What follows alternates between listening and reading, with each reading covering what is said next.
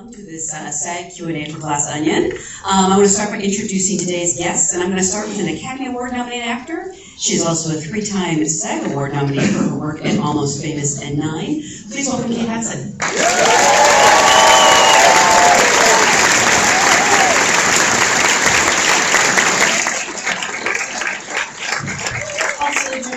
An actor and musician who won a SAG Award as a member of the Hidden Figures Ensemble and a Spirit Award as a member of the Moonlight Ensemble. Please welcome Janelle Monáe.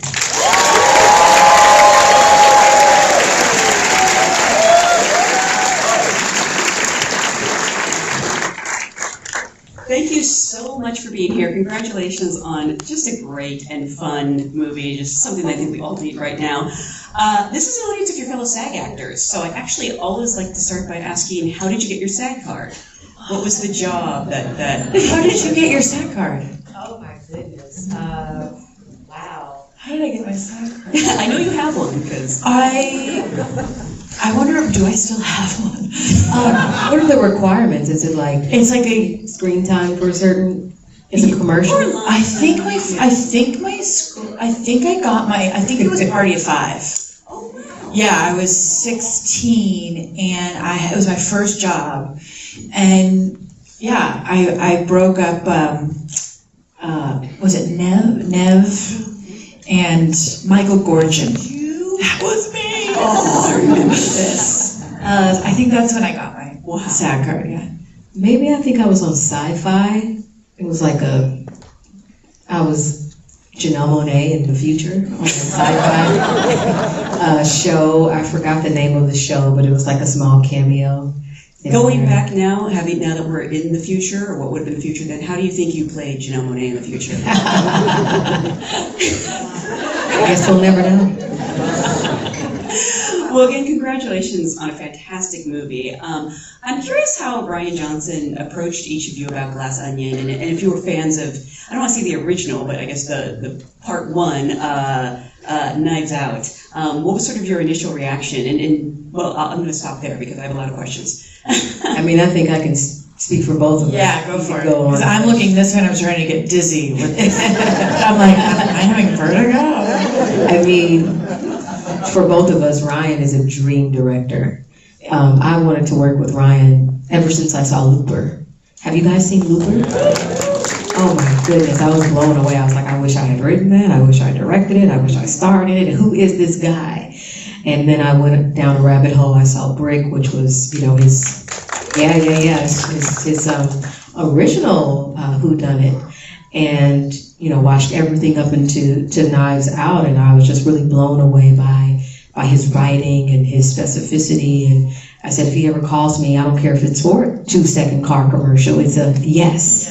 And after reading that script, I was blown away by what he did with Glass Onion and the character he had for me in mind. I was like, this is a dream role. And then they had the nerve to say, we're going to Greece. Like, I pass. It's like, fuck yes, get me off my couch. It's so great. It really was a dream. And Rian actually, it's so funny, we've been doing all this press and I forgot about this, which is weird. I'm such a huge fan that when he was doing Breaking Bad, he did 2 great episodes of Breaking Bad. I actually threw a screening at my house for him. Yeah, which we both totally kind of like missed during this whole casting process, But yeah, I mean, Rian, he's such an innovative filmmaker and such a great writer and has such a great point of view. And I think for this really invigorated the genre. And so just to be a part of the franchise was like such an opportunity as an actor to work with someone like that, especially. So he did give you a script up front. He let you read the whole thing. I'm curious, did he give you any warning about what was going to happen, or did he just give you the script and you're reading it? Because I'm going to be totally honest here. For most of the movie, Kate, I thought you were the killer. Still no spoilers, right? Are we still in this world? I just saw it. Okay. Did you sort of have the same reaction where you're like, I wonder if I did it? I honestly, when I was reading it, the first thing I was thinking about was, how's he going to get out of New England? And then I was really kind of immediately just immersed in these new characters and a whole new world. And I tried not to like think about it like that. I think he's such a rich writer that it's like you're just in it as it's happening. At least that was for me. I never had a moment when I was reading it that I thought of somebody where I tried to figure it. Did you? No, I just, no. Well, I mean, obviously your mind goes to, how are we going to end this? Wait, where is this going? And I didn't see any of the twists and the turns and the reveals, and I found myself laughing and just being like, I wonder who they're going to get to play this role. Who they're going to get? Because I only knew Daniel was coming on board. I didn't know who else may be joining. Maybe Edward at the time. So I think I was more so just casting people in my mind and who I would have wanted to work with, and I could not be working with a better cast of you look at I'm sitting by this icon, you know what I mean? Being able to just watch her work as Birdie, her work was absolutely remarkable, exceptional, just beautiful. And each person came and they brought that, to their roles. You can tell they cared, and the bonding that we had, I think, really did show up on screen. Like, we really walked away from that shoot gaining, family friendships lifelong. It's really fun when you're an actor. I don't know, the room full of actors, but when you really admire people's work and then you have the opportunities to work with them, and when you do have that moment where you're like, how is this gonna go? Are they gonna be easy to work with? What's their process gonna be like? And in this particular cast, it was like watching, everyone had those moments that you were watching them at their best. Like there was a moment I remember watching Edward, and I got the scene when we're in the yellow chairs, and I was watching Edward do this monologue, and it was like, there was one particular take, and I was like, oh fuck, man, he's good. Good, and everybody had that moment, same scene, like watching Janelle come and just kill that scene. It was so much fun to really watch what happens when beautiful actors get really great characters and dialogue, and it doesn't happen always that often. So it was pretty special. The one person I never suspected in the movie was Edward Norton. I'm bad at this. Well, I'm going to be like Rian right now because we still have another premiere of this movie, so we want to make sure there's no. Oh yeah, we're with family. Yeah. We haven't posted anything. Ryan's always like, we gotta keep this good for everybody who hasn't seen it. No, that's all the fun. Yeah. Someone did spoil one thing. They told me Angela Lansbury had a cameo, and I was furious that I knew that going in. God rest her soul. Round of applause. Yes, both of them. Oh my God. I do want to talk specifically about the performances, because Janelle, you give not one. It's so weird to say that name because that's my name. I know. Yeah, and I never meet other Janelles, so. Nice to meet you. Nice to meet you, yeah. You give not one but two fantastic performances in this film, playing Andy and Helen. How did you approach each character differently, as they have very different motivations and mannerisms, in addition to the obvious physical changes? Well, I had to have different notebooks for each of them, and actually, technically it was 3 characters, because I had to play Helen, Andy, and Helen pretending to be Andy. Mm-hmm. And I start, whenever I'm doing character work, I always start with the spirit. So a lot of it started with, what is the essence, the spirit of each of these humans? What do they want? And making sure that their presence showed up in each frame. The most challenging thing, I think, was just making sure that the schedule kind of stuck to what the schedule was going to be, because if you say I'm Helen Monday, don't try to spring up on me Andy. But sometimes that happened. Between 1 and 3, I was Helen. Between 3 and 5, I was Andy. Between 6 and 9, or maybe 6 all the way into the morning, I was Helen, pretending to be Andy. And thank God for Ryan, who would just always say, okay, so here's where we are. and making sure that the spirit showed up, because what we wanted is for when people, watch this a second time or third time or fourth time, that's what we want, right? It's for you to go back and be like, I see why that little accent crept in when we thought it was Andy, because in fact it never was. So little stuff like that, that's the fun stuff for me. Like as soon as I read this, I was like, oh, I'm about to be challenged in another way, in the best possible way. And I'm just so thankful. I know you mentioned, Moonlight Hidden Figures, and I have to give a shout out. God bless you. Give a shout out to those films and everything I've done up to date, because I don't think I would have been as prepared for a role like this if I hadn't. I have to chime in here because I got to give Janelle some love on this. But as we all know, like there's some movies where there's just one person with all the heavy lifting, and like when you have your day off, and you're like, oh, Janelle, she just doesn't get that day off. And the grace that you had playing this, it was, as fun as this movie is to see, it was a lot of long hours and a lot of hard work as well.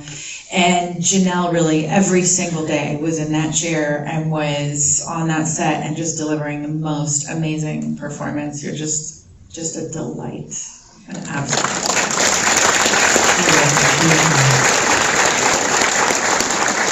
Were you ever Andy and Helen in the same day? I would imagine that would be impossible because. Oh yeah. Really? Yeah, you go back. You say someone. Shout out to Bob, who is editor and edited the hell out of this film, in my opinion. But he was on location, and so there were moments where, we think like, okay, we're done for the day, but then Ryan would get a call. Bob thinks you should get coverage of Janelle as Helen, and as Janelle's trying to walk off set. Right, I'm like, no. But he was always right.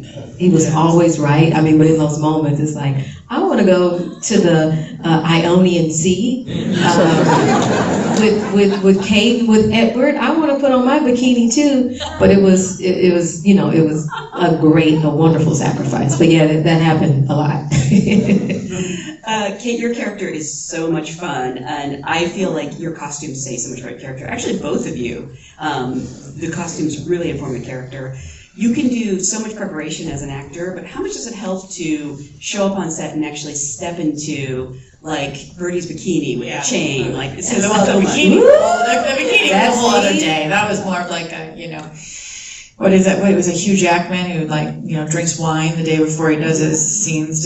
Have you ever heard that? Yeah. Am I making this up? I feel like I heard something where he drinks wine the night before he does these scenes to dehydrate himself so that he's a little bit more muscular. I could have totally made this up. Birdie is fun.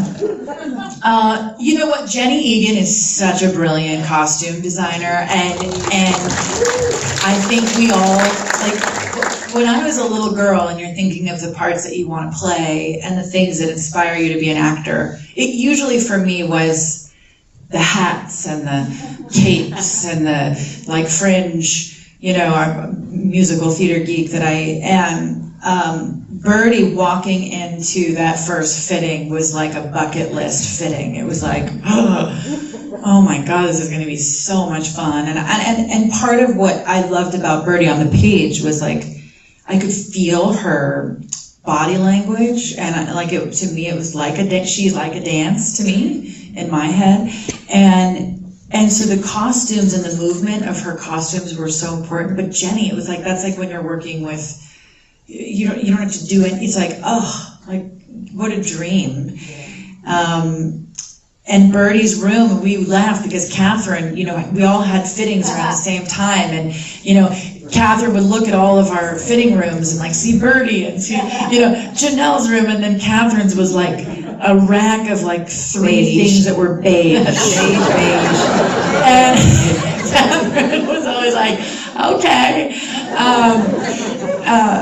So putting Birdie on was for me, other than I would say Penny Lane in Almost Famous felt like that.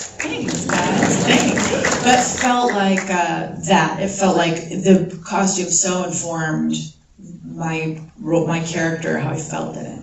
Yeah, I mean, a lot of the times, for my character, Andy, there was no talking. So the clothing had to say something, right? And I think Jenny did such a remarkable job of bringing to those fittings, like the clothes that was like, oh, we see them. We don't even have to say anything and they're gonna know exactly who these people are, or the mystery is gonna be there, or whatever, whatever our characters are the essence of them. Like those clothes are so important. And once you get that locked in, I think that helps us to even be able to relax into the body and not feel like we have to overdo anything. Yeah, and it's important to the tone of Ryan's vision. Like his tone is so specific. It's got like that little revved up, like hair up the hiney. That's probably not the right way to say it, but it's just like kind of revved up, and so the costumes speak to that, and also like interesting the way he casts, like the comfortability of people in these costumes too is important. Like watching Janelle in that dress, just like own it. Like please tell me you kept that dress. I did not, but I feel like I should have. I love that dress. It felt so much like me, and so much like the character, and it felt like Grease. Like when I saw the pattern, when she showed it to me, I was like, ooh, this is giving Grecian goddess, rich bitch. But just also like you want to play it, you want to believe that this person is not a bad person, but these people have these complicated pasts. You still want to raid their closet. You still want to be fashion tips. But yeah, she gives like that boss bitch energy. Yeah. You mentioned your How to Lose a Guy in 10 Days co-star Kathryn Hahn, who you get to reunite with in this movie. Yeah. And we just have to talk about this amazing cast. All of them are on my shirt. I thought, how cool is that shirt? I was like, I don't know why we don't have this shirt. Look at that. That is like, come on, Netflix, get it together. This is perfect marketing. This literally arrived as I was leaving, and I thought it'd be a great fit, but I am freezing. So maybe oh no. There's so many, different actors and styles. Basically, what I want to know is are you having as much fun as we are having watching you all? Oh, I had a ball. I mean, as much.